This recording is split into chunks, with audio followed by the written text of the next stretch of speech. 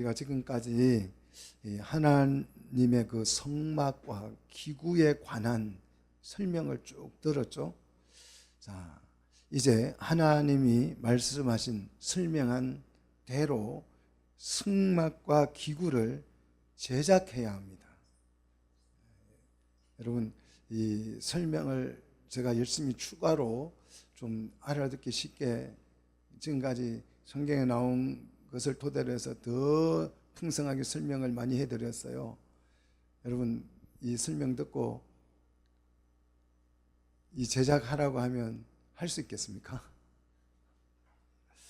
이게 불가능한 거죠.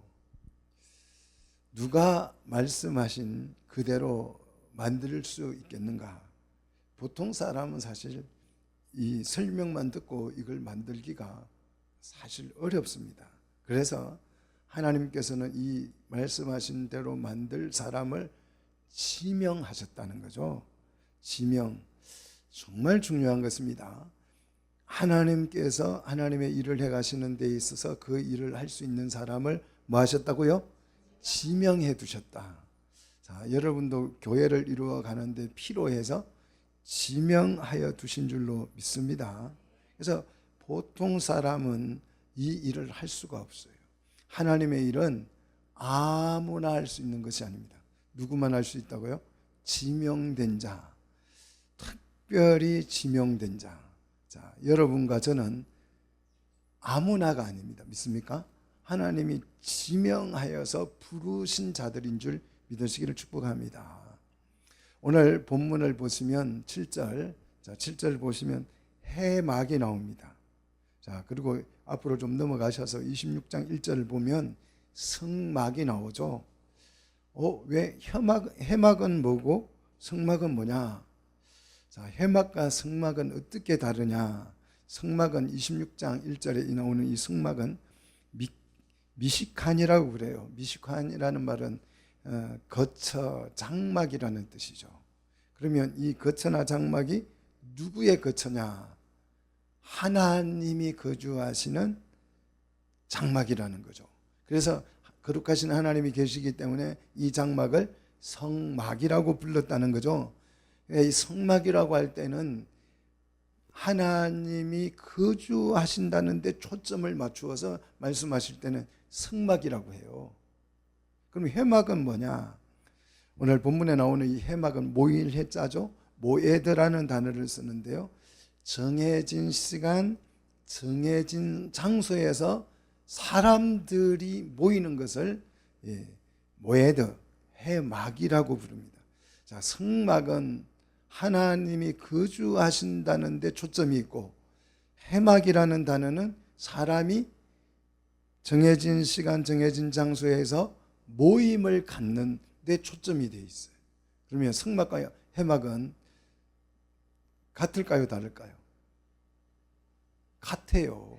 같은데 사람의 모임에 강조를 할 때에는 해막이라고 부르고, 하나님이 이곳에 우리와 함께 계신다라고 할 때는 뭐가 돼요? 성막이 되는.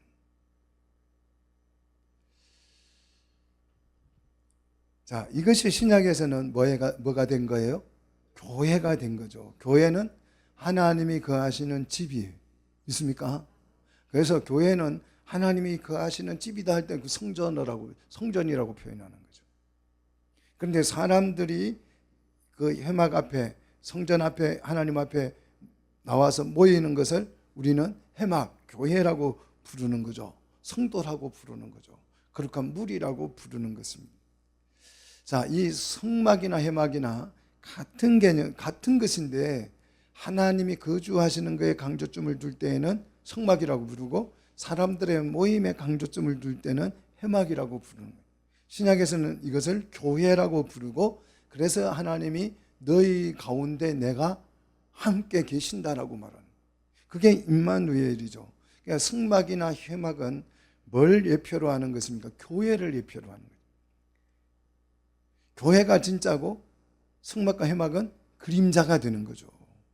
성막을 짓고 성전을 짓고 성막을 짓고 이것보다도 교회를 세우는 것이 진짜예요. 자, 승막을 짓는데 해막을 짓는데도 하나님이 지명하여서 불렀다면 교회를 세우는 진짜 이 교회를 세우는 저와 여러분을 지명하여서 부른 줄 믿습니다.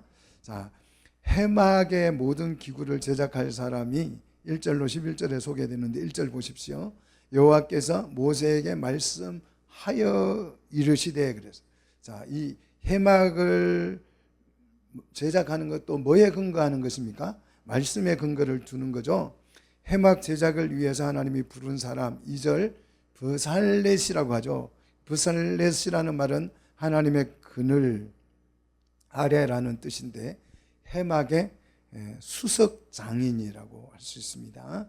자, 브살렛을 소개를 하면 유다 지파 훌의 손자. 훌이 뭐였어요?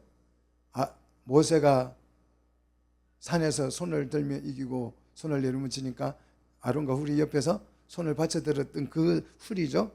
그 훌의 손자이고 이 브살렛의 아버지 이름은 우리입니다.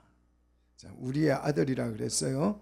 자, 하나님은 이 브살렛을 지명하여 그랬어요. 지명하여 부르고 그랬어요. 지명은 이름이라는 뜻이죠. 이름을 의미하는데 이 브살렛이라는 이름을 하나님께서 콕 집어서 불렀다는 거죠. 자, 하나님이 브살렛의 이름을 딱 집어서 불렀다는 말은 하나님이 브살렛의 이름을 알고 있다 모르고 있다? 알고 있다는 거예요. 여러분 좀 충격을 받지 않습니까? 하나님이 나의 이름을 안다라는 거예요. 나의 이름을 알고 있다라는 거죠. 근데 별로 안 놀라시는 것 같아요. 하나님이 내 이름을 알고 있다니까요. 여러분을 알고 있는 사람 한번 헤아려 보세요. 많지 않습니다. 몇 명쯤이나 나를 알고 있겠어요? 이 80억 인구 중에서 나의 이름을 알고 있는 사람이 몇 명쯤 될 것 같아요? 여러분 전화번호부에 나와 있는 그게 다예요. 몇이 안 돼요. 그런데 이 세상 사람도 나를 아는 사람이 없는데 가끔 저도 그래요. 어디 가서 모임 가서 저를 아이고 안다 그러면 당신 정말 훌륭한 사람이다 그래요. 아는 사람이 진짜 대한민국에 몇이 안 되는데 그 몇이 안 되는 중에 나를 알고 있으니까 당신 진짜 대단한 분이다. 하나님이 나를 알고 계신다는 거에 우리는 정말 놀라움을 금치 못하죠. 이 브살렛이라고 하는 훌의 손자 우리의 아들인 브살렛을 하나님이 알고 그의 이름을 콕 집어서 부르셨다는 거예요. 이거는 정말 엄청난 거죠. 우리 하나님은 우리를 필요에 따라서 부르시는 줄 믿습니다. 불렀기 때문에 여기 와 있는 거예요. 믿습니까? 자, 불렀다는 말은 소환이라는 뜻이죠.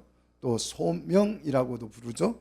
또 소환과 소명이라고 하는데 다른 말로 표현하면 임명이라는 뜻이죠. 임명했다는 거죠.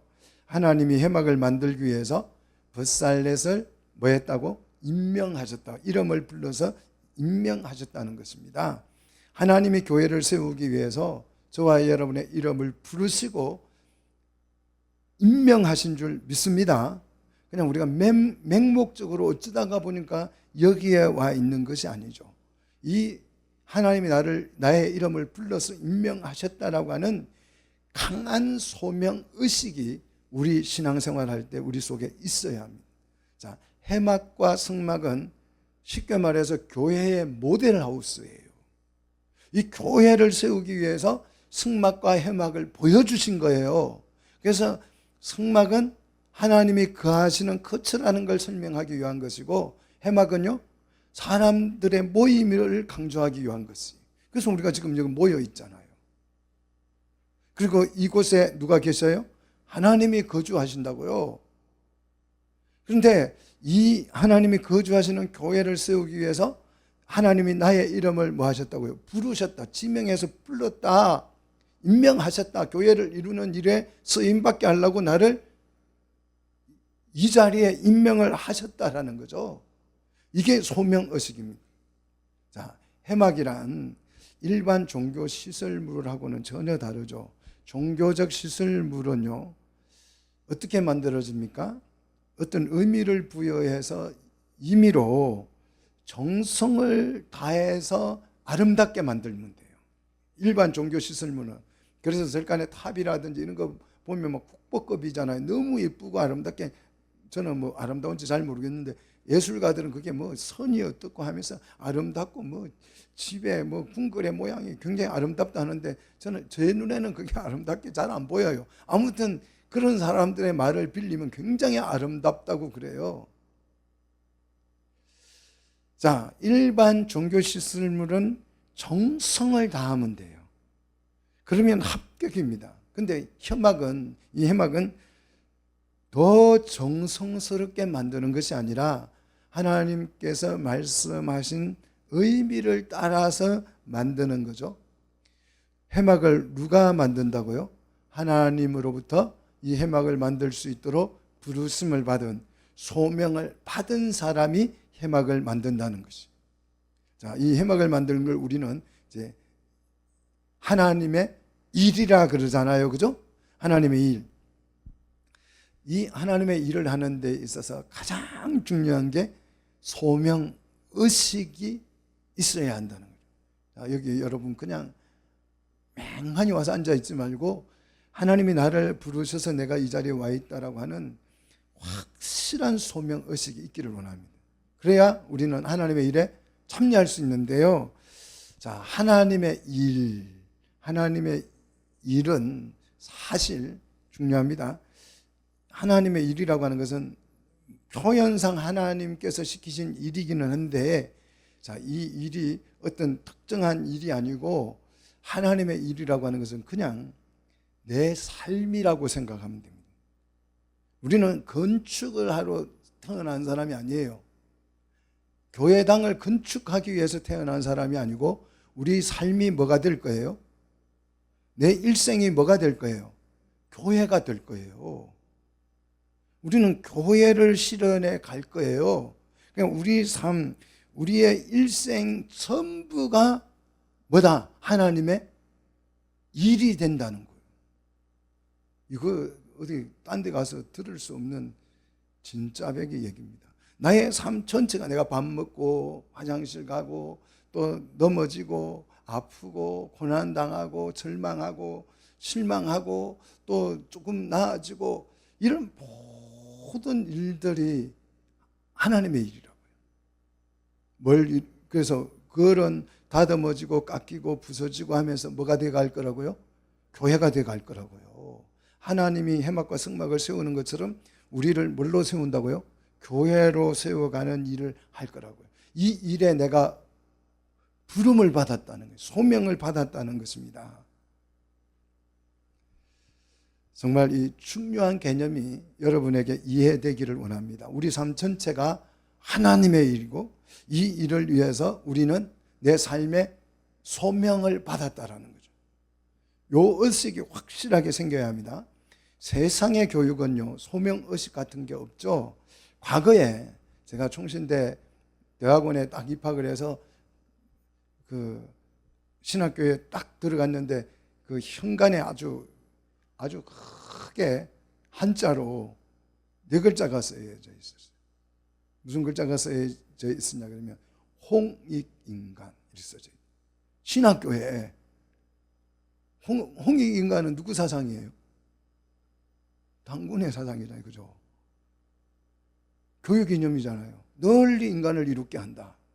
말에는 좋잖아요. 근데 신학교 어떻게 그 교육 이념으로 홍익인간, 그 당시에 우리 이제 문교부 교육 이념은 홍익인간이었어요.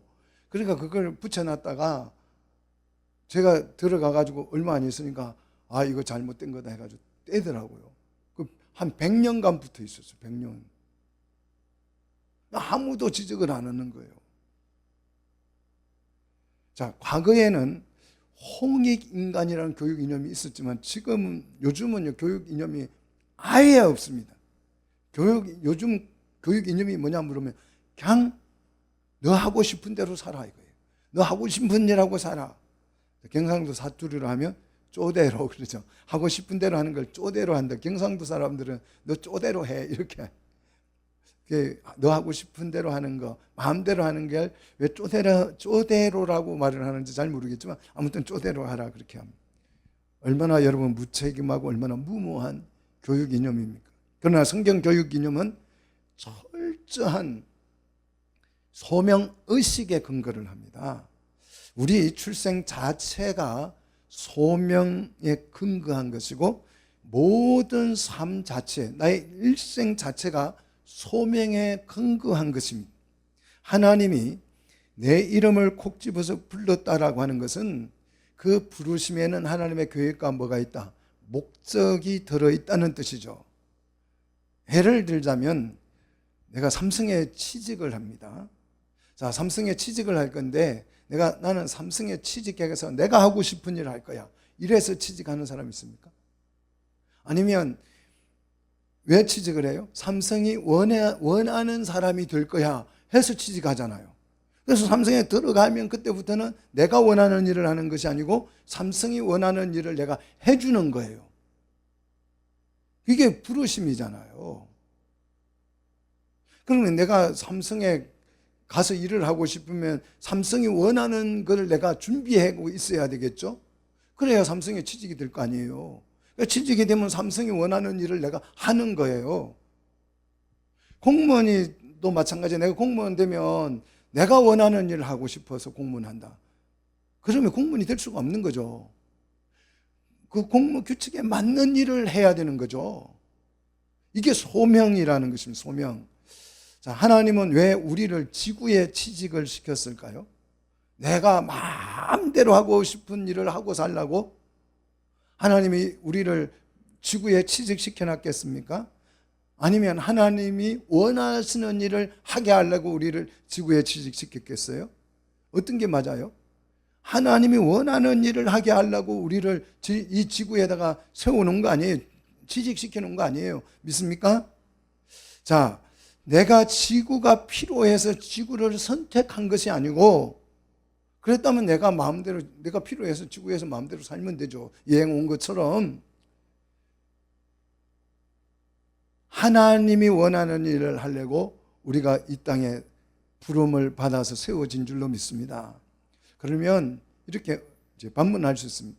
내가 그러면 원하는 일, 내가 하고 싶은 일 하고 살면 안 됩니까? 이렇게 물어봐요. 아니, 내가 사람인데 내가 원하고 내가 기뻐하는 일 하면 안 돼요? 답은 된다, 안 된다? 됩니까, 안 됩니까? 안 돼요. 왜 안 되냐? 내가 원하는 일을 하고 살면 사람이 안 되고 뭐가 돼요?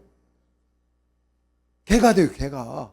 아니, 개보다 못한 인간이 됩니다. 내가 원하는 것만 하고 살면 사람이 안 돼요. 내가 원하는 일을 하면 교회가 된다, 안 된다?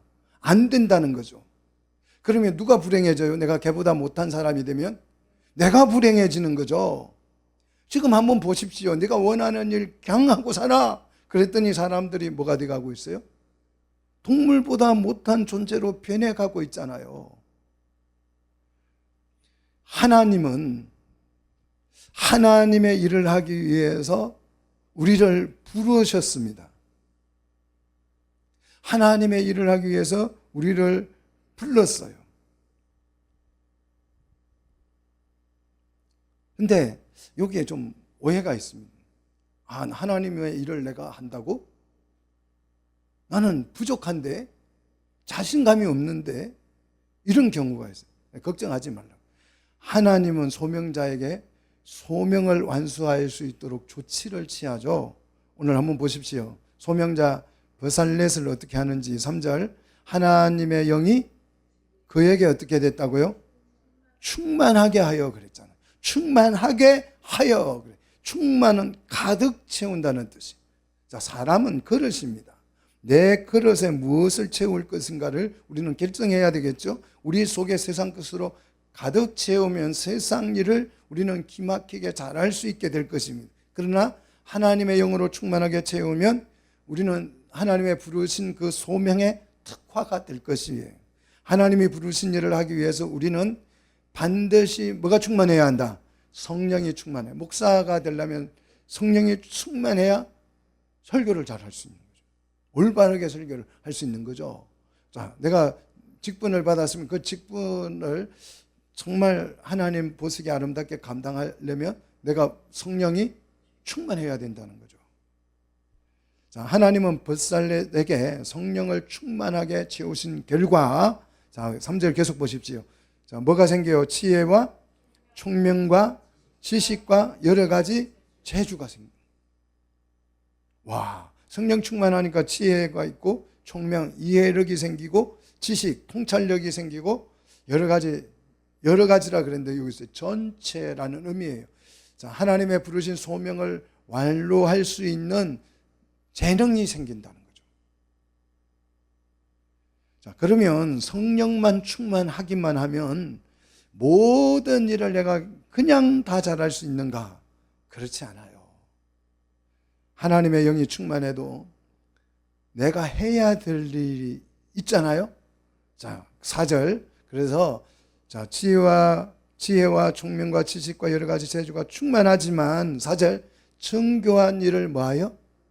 연구하잖아요. 이게 내가 해야 될 일이에요. 뭐 성령 충만했다고 해서 그냥 그게 아니고 정말 지혜와 총명과 지식과 여러 가지 재주가 다 갖추어졌음에도 불구하고 이 정교한 일을 뭐한다? 연구한다는 거죠. 여기서 정교한 일은 깊은 생각을 해서 계획하고 판단하고 계산한다라는 뜻이, 연구는 계획, 판단, 계산한다라는 의미입니다. 성령 충만하다고 모든 일이 그냥 스스로 잘 풀려 노력 없어도 괜찮아. 어떤 분은 설교 준비 왜 하냐 그래요. 기도 열심히 하고 딱 펴면 성경 나와가지고 읽으면 은혜 주실 텐데 왜 연구를 하냐 성경을.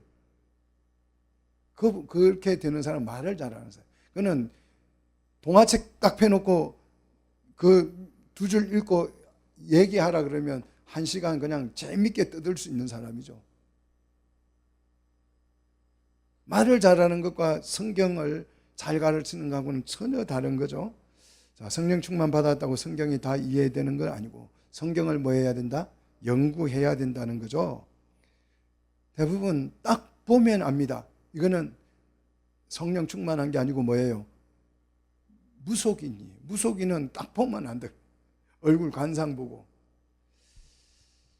하나님의 영이 충만하면 지혜와 총명과 지식과 다재다능한 재주가 생기지만 그렇다고 아무 노력 없이 뭐든지 다 할 수 있다는 뜻은 아닙니다. 벳살렛은요, 머리에 쥐가 나도록 계산하고 또 연구하고 판단하고 계획하고 이걸 하는데 정말 많은 노력이 들어갔다라는 거죠. 하나님이 우리에게 사역을 맡길 때에 이 원리가 이해돼야 돼요. 성령 충만하기만 하면 다 돼. 이게 아니고 성령 충만해서 재주가 다재다능하더라도 우리가 해야 될 부분이 있다. 자르고 연구하고 생각하고 판단할 건 내가 해야 된다는 거죠. 성령 충만 받았다고 기도가 저절로 되는 것 아니죠. 그죠? 내가 성령 충만하다고 기도가 저절로 됩니까? 기도를 하려면 애쓰고 노력해야 기도가 되는 거죠.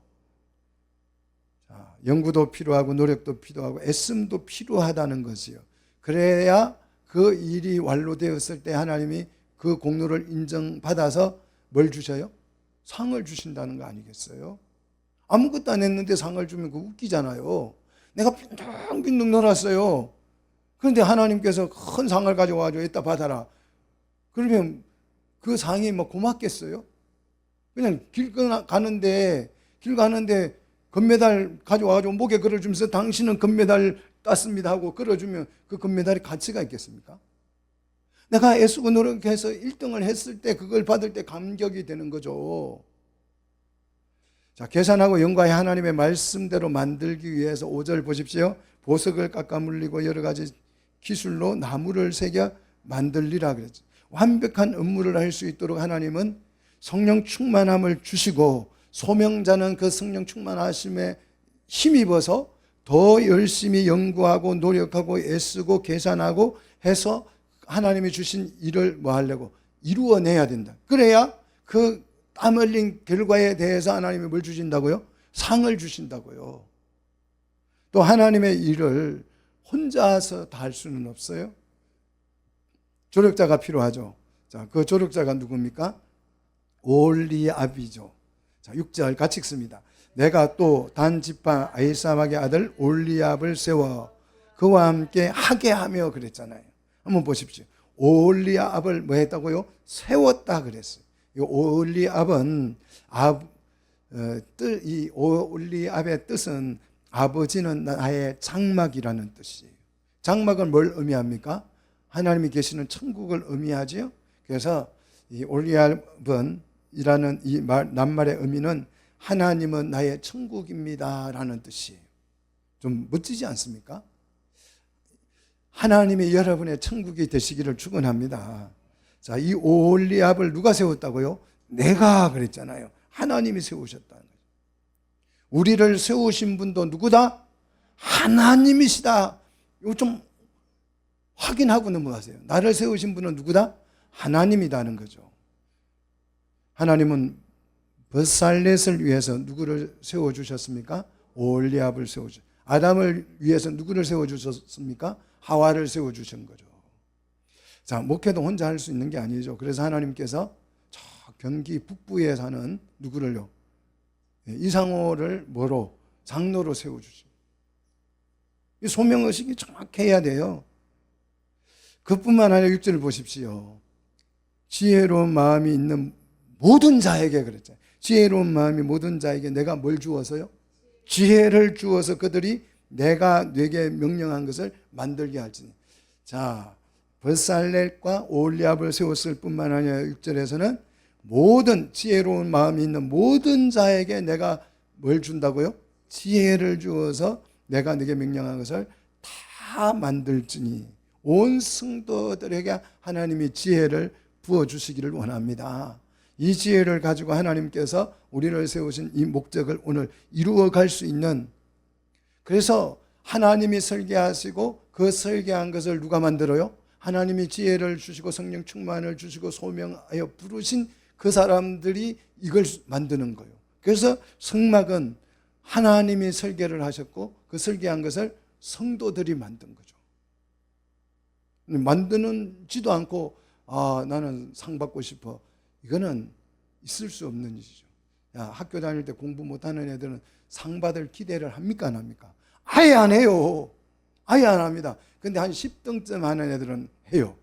좀 더 해가지고 내가 1등해서 상 받아야지. 여러분 아예 나고자가 되지 마시고 좀 열심히 노력해서 가능성을 여러분이 키우시기를 축원합니다. 자, 하나님은 지혜가 필요한 사람들에게 지혜를 주십니다. 그럼 물질이 필요하면 물질도 주시겠죠. 기술이 필요하면 기술도 주시겠죠. 능력이 필요하면 능력도 더하여 주실 줄로 믿습니다. 자, 그래서 명령한 것을 하나님이 만들 수 있는 능력을 주어서 만들게 한다는 거죠. 하나님은요, 한겨울철에 야, 산에 가서 산딸기 좀 따와봐. 이렇게 명령을 한다 안 한다? 하나님은 절대 안 해요. 하나님은 이성적이신 분이, 합리적인 분이. 자, 하나님께서 이게 하나님의 말씀이야. 근데 사람이 안 믿어요. 그래서 믿을 수 있도록 하나님은 뭘 보여주셔요? 표적을 보여주시잖아요. 그거는 이성적이지가 않아. 이 표적은, 이 말씀을 증명하기 위한 표적은 전혀 이성적이지 않습니다. 홍해가 갈라진다. 이성적이지 않잖아요. 이성적이지 않기 때문에 이 하나님의 기적적인 이 놀라운 말씀이 사실임이 증명되는 거예요.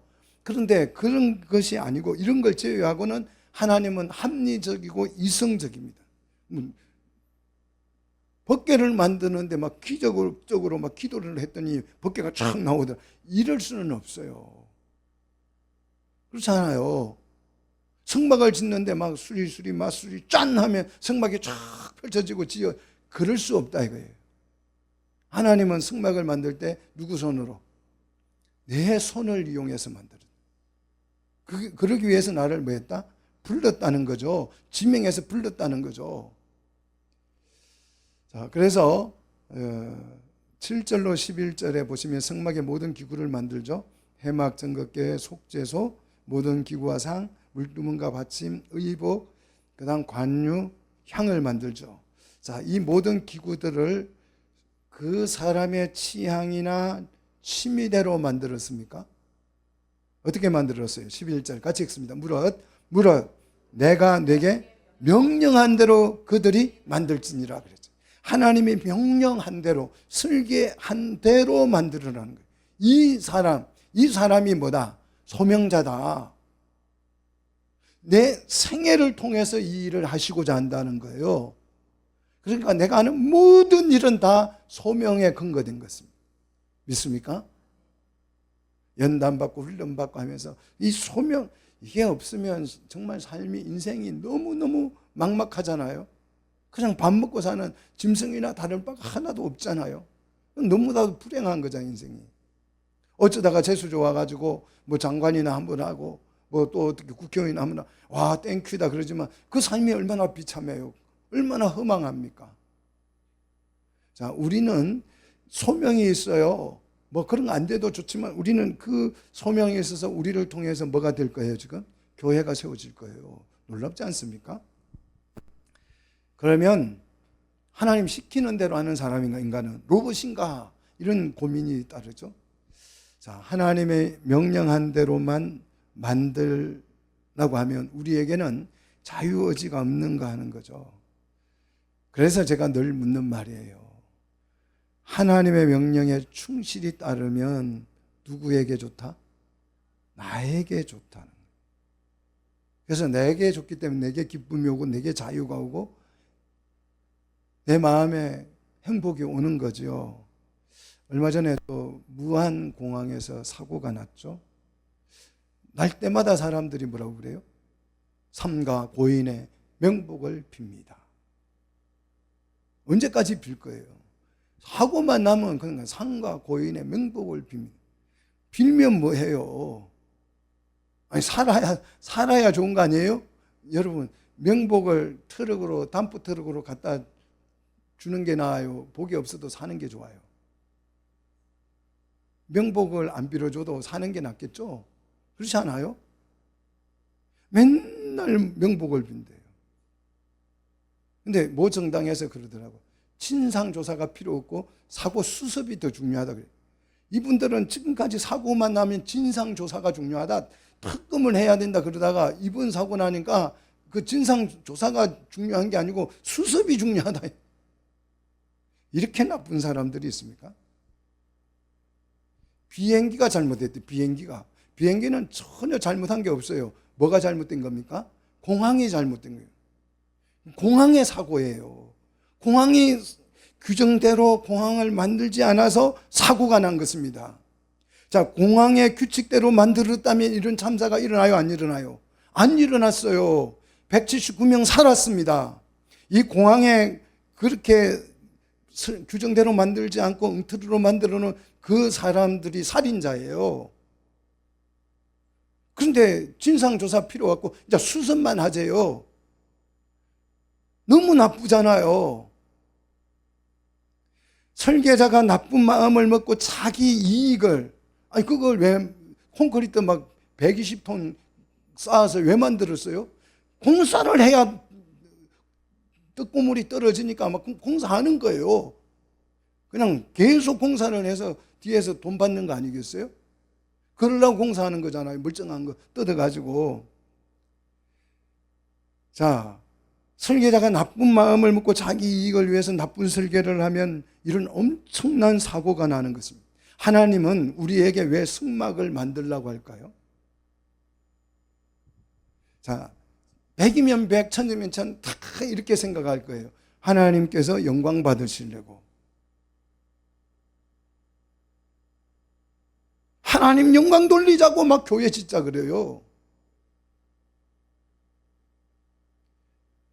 여러분, 오해하지 마십시오. 이렇게 생각하니까 내가 로봇이 되는 거예요. 하나님 시키는 대로만 해야 되는. 목적이 하나님의 영광 받으려고 하는 게 아니에요. 하나님이 우리를 위해서 성막을 설계하신 줄 믿습니다. 아니, 하나님이 거할 집이 없어서 성막을 우리부터 지라 하겠어요? 나를 위해서 성막을 지었다고요. 믿습니까? 성막을 하나님의 명령대로 만들려면 그래서 누가 좋다고요?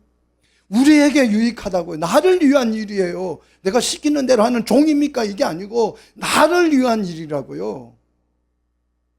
내가 방 청소하면, 엄마 말 듣고 방 청소하면, 내 방 청소하면 누가 좋아요? 내가 좋은 거죠. 나를 위해서. 청소 안 해요. 왜 내가 종이에요? 엄마 종이에요. 내가 방 시키는 대로 하게. 그래서 방 청소 안 했어요. 그게 바퀴벌레가 나오고 쥐가 나오고 그래요. 그럼 누구에게 해가 되는 거예요? 자기에게 해가 되는 거잖아요. 하나님이 기뻐하시고 영광 받으려고 성막을 만드는 것이 아니고 우리를 위해서 성막을 만드신 줄 믿습니다. 그래서 말씀에 순종하고 보니 누가 좋아요? 내가 좋더라. 아멘입니까? 그래서 하나님이 성막을 만들라고 해서 성막을 만들었더니 거기에 누가 와 계세요? 하나님이 거하셔요. 하나님 우리와 함께 계셔요. 그러니까 내가 좋아요, 안 좋아요? 너무 좋아서 아이고 하나님 고생시켜서 이거 하라 하더니 내가 순종했더니 너무너무 좋네요. 감사하네요. 고맙습니다. 그게 하나님께 영광을 돌리는 것입니다. 그래서 이 은혜를 내가 절대 잊지 않고 하나님이 나에게 이걸 시키면 절대 이것을 잊지 않고 내가 반드시 기념하겠습니다. 이게 뭐예요? 성찬이고 기념하라 그랬잖아요. 이게 예배죠. 그래서 매주일 모여서 아이고 이 은혜 정말 내가 감사하네 하고 예배 드리는 것이 하나님께 영광 돌리는 거죠. 이런 신앙의 원리를 이해해야 신앙생활이 행복하고 즐겁다는 거죠. 이것을 이해하지 못하고요. 오직 그 교회 가면 강조하는 거죠. 투철한 믿음. 투철한 믿음. 막 믿음이 있어야 돼. 막 강한 믿음이 있어야 돼. 오뚜기 같은 믿음이 있어야 돼. 이렇게 해가지고 믿음으로 중무장을 하고 나는 어떤 경우에도 하나님의 영광을 위해서 살리라. 보기에는 대견해 보이지만 결과는 불행해진 것입니다. 그거는 우상 숭배지요. 이런 식의 신앙생활은 성경적이지가 않습니다. 억지 춘향이잖아요. 성막은 나를 위해서 하나님이 세우신 겁니다. 믿습니까? 나에게 좋으라고 세우신 거예요. 믿습니까? 내가 교회가 되면 누가 좋아요? 내가 좋은 거죠. 그래서 신부가 돼서 하나님의 나라의 안방을 차지할 수 있으니까. 자, 성막 사역을 이제 우리가 잘 끝냈을 때에 선물 포상이 있죠? 그게 뭡니까? 내가 성막을 열심히 그냥 만들었어요. 다 만들었어요. 그러니까 하나님께서 뭘 주셔요? 상으로? 안식을 주잖아요. 그게 안식일이에요. 자, 안식일도 12절 말씀에 보시면 하나님 말씀에 근거한 거죠. 13절 같이 읽습니다. 너는 이스라엘 자손에게 말하여 일하기를 너희는 나의 안식일을 지키라 그래서 이 안식이라는 말은 끝마치다, 끝내다. 일을 끝냈으니까 이제 뭐가 와요? 쉼이 오는 거죠. 그래서 안식은 완성의 개념이에요. 지킨다는 말은 자세히 준수하다, 보존하다, 주의를 하다라는 뜻인데 안식일을 지키면 구원이 이루어집니까? 안식교는 구원이 이루어진다 그래서 안식교예요. 그래서 바보예요. 엉터리고 거짓말이죠. 성경을 모르는 거죠. 안식일을 지키면 뭐가 주어져요? 뭐가 내게 주어져요? 안식이 주어지죠. 안식일 지키면 내게 뭐가 와요? 안식일이 와야. 근데 안식일을 지키니까 힘들어. 안식일 규정을 지키면 너무 힘들어 죽겠어요. 이놈 안식일 좀 없었으면, 목사님들 새벽기도 이거 좀 없었으면 이런 분들. 새벽기도 하면 은혜가 충만해야 되는데 새벽기도 때문에 막 목회 못해 묻겠다 이런 분 있잖아요. 그게 종교 생활을 해서 그래요. 기도를 하면 더 은혜가 충만해져야 돼. 더 기뻐져야 되죠. 안식일을 지키면 내 마음에 안식이 충만해져야 되는 거죠. 자, 13절 계속 보십시다. 안식일을 지켜야 하는 이유. 이는, 그렇죠. 같이 읽습니다. 이는 너와 너희 사이에 너희 대대에 뭐가 된다? 표징, 표적, 오트라고 그러는데요. 증거가 된다라는 거죠. 무슨 표적입니까? 나는 너희를 거룩하게 하는 여호와인 줄을 알게 함이라. 자, 안식일을 지켰더니 이 안식일을 지키는 것은 하나님과 내가 맺은 언약의 뭐가 돼요? 표정, 증거가 돼요. 그래서 이 증거를 통해서 우리는 뭘 알게 됩니까? 하나님은 우리를 뭐하게 하는 하나님이에요. 거룩하게 하는 하나님입니다. 자, 여호와께서 안식일을 통해서 우리를 뭐합니까? 거룩하게 만드는 일을 하신다는 거예요. 이게 하나님의 사역이죠. 안식일을 지켰다는 말은 우리가 거룩해졌다는 의미예요. 하나님께서 우리를 거룩하게 만드시는 일을 하셨다라는 거죠. 거룩한 세상과 분리되었다는 것을 의미하죠. 너무 여러분 엄청나지 않습니까? 지금까지 성막을 만드는 것을 우리는 매우 장엄하게 설명을 해왔어요. 자, 25장부터 31장까지 무려 6장에 걸쳐서 성막을 장황하게 설명을 했는데, 이 성막을 막 거룩하게 막 정성을 다해서 만들려고 하는 이 성막을 다 만들고 보니까 하나님을 위해서 만든 것인 줄 알았는데, 다 만들고 보니까 누구를 위한 것이었어요? 우리를 위한 것이다. 우리를 위한 것입니다. 근데 많은 사람들이 착각합니다. 주를 위해서 열심히 헌신하고 봉사하고 희생해야 한다 라고 소리쳐요. 근데 진짜 희생을 하신 분은 누구예요? 예수님이잖아요. 진짜 희생을 하신 분은 예수님인데 막 우리가 주를 위해서 뭘 해야 된다라고 자꾸 생각을 하는 거죠. 사실은 하나님을 위한 것이 아니라 우리를 위한 것입니다. 안식일도 마찬가지죠. 하나님을 위해 교회에 와서, 하나님을 위해서 오늘 교회에 와서 예배하라는 것이 아니에요. 하나님을 위해서 내가 기도 좀 해달라는 것이 아니죠. 하나님을 위해서 좀 찬양 좀 예쁘게 해달라는 것이 아닙니다. 우리가 하나님을 위해서 해주는 게 아니에요. 신앙생활을 해드리는 게 아닙니다. 신을 위해서 이런 것들을 열심히 하라고 강조하는 것은 종교입니다. 종교 생활은 신을 위해서 네가 할 수 없으면 빚을 내서라도 충성, 헌신, 봉사를 해야 된다라고 요구를 해요. 그러면 신이 감동 먹어서 우리에게 뭘 준다? 복을 준다라고 이야기하는 게 종교잖아요. 성경은 결코 그렇게 가르쳐 주지 않습니다. 하나님은 우리를 거룩하게 만들기 위해서 당신의 안식일을 우리에게 주신 것입니다. 믿습니까? 여러분 감동 먹으셔야 돼요. 아버지가 장난감을 만드는데 아들을 주기 위해서 장난감을 즐겁게 만들어요. 그러면 아버지가 아들을 위해서 장난감을 즐겁게 만드는데 자기 즐거움을 위해서 만듭니까? 아들의 즐거움을 위해서 만듭니까? 아들의 즐거움을 위해서 장난감을 만드는 거죠. 우리는 이것을 섬김이라고 표현하고 봉사라고 표현하고 헌신이라고 표현하잖아요.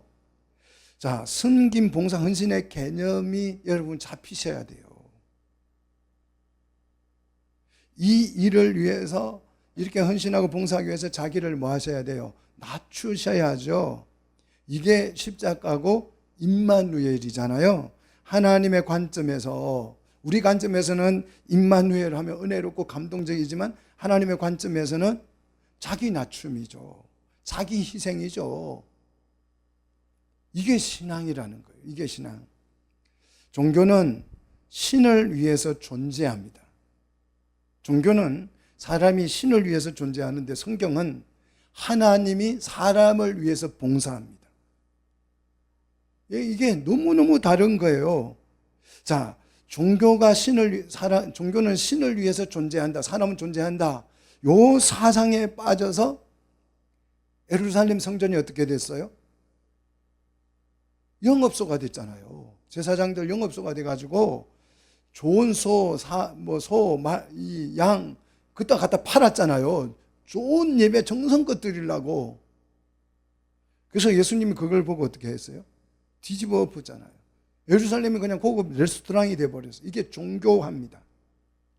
예수님이 성전을 청결했던 것은, 성전은 하나님이 우리를 위해서 봉사하는 거예요. 희생하는 거죠. 자, 이런 식의 설교가 어쩌면 이게 무슨 소리야, 다른 교회 가면 열심히 충성하고 봉사하면 하나님 복 준다 하던데, 좀 다를 수 있겠죠. 그러나 이게 성경입니다. 하나님에게 거룩한 날이 아니고 우리에게 거룩한 날이에요. 안식일은 하나님에게는 거룩하지가 않아요. 하나님은 거룩할 날이 필요해요, 필요치 않아요? 하나님은 안 필요해요. 하나님은 그냥 거룩하신 분이에요. 그러면 이 거룩한 날을 왜 만들었어요? 나를 목욕시키려고, 거룩하게 만들려고 이 날을 만든 거잖아요. 그래서 그 날을 지키라는 거잖아요. 그러면 내가 뭐 어떻게 된다? 거룩해져서 안식이 온다는 거잖아요. 그래서 14절 한번 보십시오. 우리는 안식일에 참여함으로 거룩해진다는 거죠. 14절 같이 읽습니다. 너희는 안식일을 지킬지니 이는 너희에게 거룩한 날이 되기 때문이라는 거죠. 나에게 거룩한 날이 되는 거지 하나님께 거룩한 날이 되는 게 아니에요. 자, 안식일을 거부하고 세상과 우리가 분리되지 못하면 14절, 그 날을 더럽히는 자는 어떻게 돼요? 모두 죽임을 당한다는 거죠. 백성 중에서 그 생명이 끊어진다는 말은 언약이 파괴되어서 언약 백성이 되지 못하고 멸망의 자식이 된다는 의미가 되는 거죠. 자, 그러면 안식일에 어떻게 참여하냐? 15절, 엿새 동안은 일할 것이나, 엿새 동안은 일할 것이나 일곱째 날은 큰 안식이다. 큰 안식. 그러면 여섯째 날은 다 작은 안식이겠죠. 그죠? 다 하나님의 일을 하는데 완전히 큰 안식이라는 말은 나를 거룩하게 만들 날이다, 이 말이죠. 자, 이 날을 여호와께 거룩한 날이 아니고 우리에게 거룩한 날이 되는 것입니다. 자, 그래서 이 거룩한 날을 어기고 이걸 거부하면, 그래서 거룩을 상실하면 죽게 된다는 거죠. 16절, 이스라엘 자손은 어떻게 하라고요? 대대로 안식일을 지켜서 그것으로 같이 읽습니다. 대대로 영원한 언약을 삼을지니 그랬어요. 언약을 삼을지니. 17절에 이 언약의 표적이 뭡니까? 뭐예요? 안식이죠. 안식. 자, 왜 일곱째 날을 그러면 안식일로 삼았는가? 그 근거가 17절, 천지 창조를 끝마친 일곱째 날에 마치고 하나님이 뭐 했기 때문에? 쉬셨기 때문에 이 날을 안식일로 지정한 거라는 거죠. 자, 이제 18절, 이 말씀을 마친 후에 정급한 돌을 모세에게 주죠. 자, 이 돌은 같이 읽으면 이는 돌판이요 하나님이 친히 쓰신 것이, 하나님의 친필 서명이 들어있다, 이 말이죠. 자, 두 돌 언약판을 우리에게 주심으로 하나님과 우리와의 언약이 어떻게 됐어요? 체결된 거죠. 자, 항상 이 언약 계약서는 몇 부를 작성해요? 두 부를 해서 하나님이 하나 가지고 우리가 하나 가지는 거죠. 자, 그러면 우리가 가진 것은 어디에 보관했어요? 성막에 보관을 했죠. 그러면 하나님이 가지신 것은 하늘, 계시록에 우리가 배울 때 배웠잖아요. 하늘에 보니까 언약 돌판이, 언약궤가 있더라 그랬잖아요. 예, 하나님이 보관하시는 거죠. 근데 우리 돌판은, 이 언약은 우리는 어떻게 해서 이 언약을 깼죠. 근데 원본이 살아있어요. 그러면 이 언약판에 나온 이 계약은 내가 지키는 거예요? 하나님이 지키는 거예요? 하나님이 지키는 거예요. 그래서 주님이 지키셔서 그 우리 언약에 깨진 것을 주님이 대신, 우리 대신 뭐 했어요? 십자가 지신 거잖아요. 이게 성경이에요. 언약을 그래서 주님이 회복하여서 우리를 구원하신 줄 믿습니다. 그래서 우리 하나님은 신실하시다. 단 한 번도 하나님은 우리를 실망시킨 적이 있다 없다? 없어요. 그냥 괜히 뭐 오늘 기분 안 좋아 하나님 실망시키는 거, 그러지 마세요.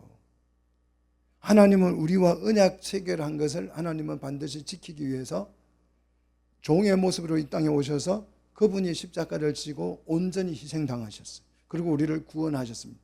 이 언약에 있어서 하나님은 여러분의 거짓말한 적이 없어요. 몸으로 실천을 했습니다. 완벽하게 이루셨습니다. 다 이루었다라고 주님이 고백했잖아요. 그래서 여러분, 하나님은 단 한 번도 우리를 실망시킨 적 없어요. 그냥 내가 공부 안 해가지고 취직 못한 거 가지고 하나님 나를 왜 취직 안 시켜줬냐 이렇게 따지면 안 돼요. 그렇잖아요. 내가 겨울날 돈 못 벌어놓고 왜 나한테는 돈 안 줘요 하나님. 뭐 돈 준다더니 복 준다더니 왜 안 줘요. 이러시면 안 돼요. 하나님은 언약을 약속했고 그 언약을 하나님이 우리를 실망시키지 않고 다 이루신 줄 믿습니다. 그 십자가까지 지고 다 희생을 치르시고 나를 구원해 주셨는데 보따리 왜 안 찾아줘요? 이러면 안 돼요. 보따리는 내가 찾는 거예요. 믿습니까? 자, 우리 하나님께서 올해에도 이 언약을 신실하게 지켜가시고 이루어 주실 줄로 믿습니다. 하나님 믿고 의지하는 우리 성도들이 되시기를 축원합니다.